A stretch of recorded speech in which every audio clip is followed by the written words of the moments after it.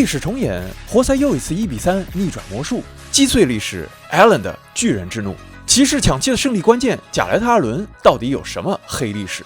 季后赛第16天都有些什么样有意思的小故事？大家好，这里是 Telfer， 我们一起挖掘真实励志有趣的篮球文化。你的点赞让我不停更新。2003年4月27日，东部第8的奥兰多魔术已经取得了3-1的领先，距离他们淘汰东部第1底特律活塞只剩1步之遥。根据华盛顿邮报的报道，第4场赛后，系列赛场均得到36.3分的魔术王牌特雷西麦克格雷迪大胆发言 ：“It feels good to get into the second round。”打进第2轮的感觉很棒。然后活塞连胜了3场，魔术遭到逆转。而麦迪所说的这一句话，也在日后被媒体渲染成著名的“我已经在考虑下一轮的对手”，广为传播。当然，麦迪本人觉得2句话他都没有说过。It just feels good to finally get out of the first round. Find the video. That's what I remember, Mac. I mean, Find the maybe I was video. wrong. 23年过去了，魔术又一次取得了常规赛东部第8，又一次3-1领先活塞，并在今天又一次与活塞进入了抢七大战。今天的比赛，魔术的保罗·班凯罗并不想重蹈覆辙。比赛开场，他连得11分，包办了魔术所有的得分。但是第2节，活塞的托贝厄斯·哈里斯站了出来，他单节独得17分，而活塞也逐渐建立起了他们的领先优势。整个系列赛，哈里斯都是坎尼安身边最好的第2得分点。活塞主帅比克斯塔夫给予了哈里斯最大的尊重。Nobody can say shit to me about Tobias Harris. 而球队的王牌凯德·坎尼安也将他称为 Pro 中的 Pro， 职业球员中的职业球员。He's a pro's pro, so.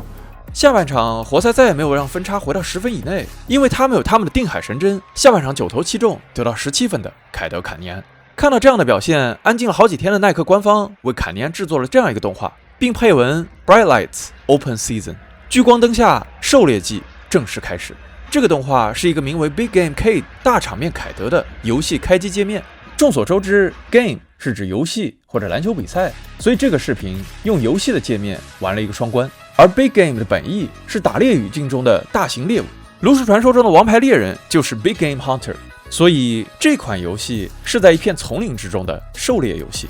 而在篮球世界中 ，Big Game 则是指重大的比赛。在陷入1-3落后之后，每一场比赛显然都是重大的比赛。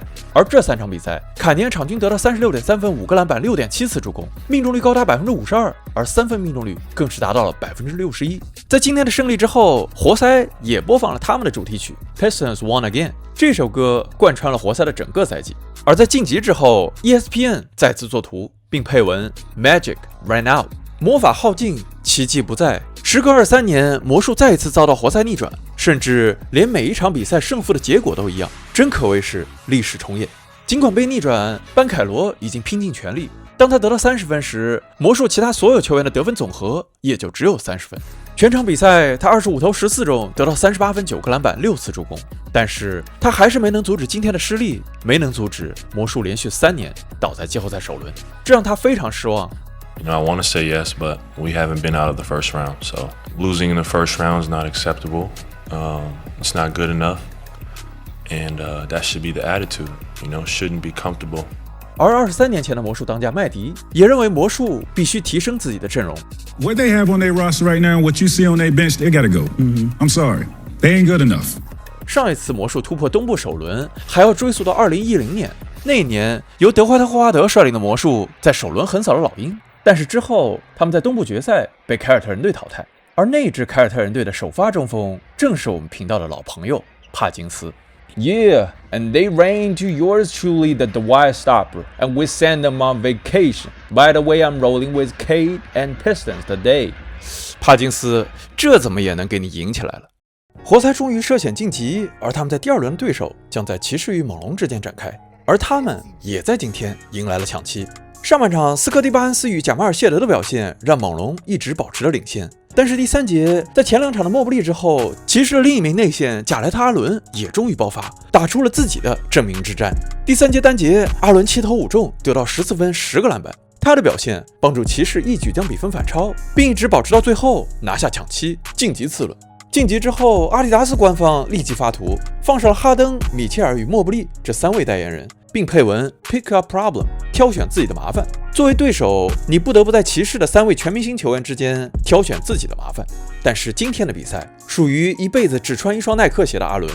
全场比赛，阿伦得到22分、19个篮板，成为了自勒布朗詹姆斯以后第2名在抢七之战中得到20分、15个篮板的骑士球员。第4节，阿伦甚至罕见地对巴雷特喷起了垃圾话，让巴雷特 go home 回家。终于，阿伦用这场代表作向他的黑历史与名场面开火了。2023年，骑士在首轮被尼克斯5场淘汰。赛季结束，阿伦无意间在采访中说出了 NBA 著名 meme， 他用灯光比我想的还要亮来形容自己和球队缺少经验。Me, the lights were brighter than expected.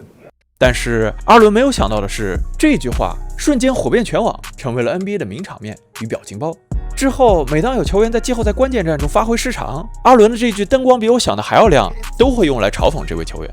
这句话也成为了阿伦自己身上挥之不去的标签。When the lights got too bright, I think it's hilarious.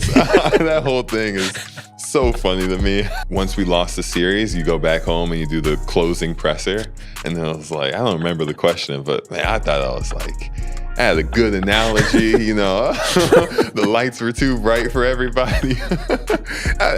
I still think it was good. People ran with it. It's a meme. It's a meme. I'm so happy I got my meme. Like, I don't know where I'll go from there. But when I look back on my career, You're like, you already got it. Yeah, I have my one shining moment. 终于，今天速贷球馆的灯光好像没有那么亮，你们说呢？今天赢下抢七的活塞与骑士将在下一轮直接对决。之后的季后赛还会发生什么？还会有什么样更有意思的小故事？就让我们拭目以待。